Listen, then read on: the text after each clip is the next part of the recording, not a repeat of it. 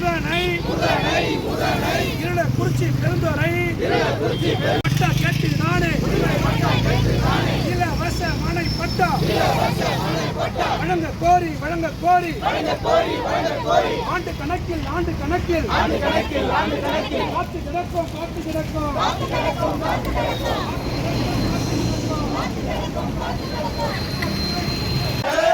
வீடு கூரை வீடு கல்லு வீடு கட்டிதான 2-3 தலைமுறையா வாழ்ந்து வரோம் பட்டா வழங்க துப்பு இல்லாத சேலம் தாசில்தாரே பட்டா வழங்கு உய்வண்ட ராவி மக்களுக்கு பட்டா கேட்டு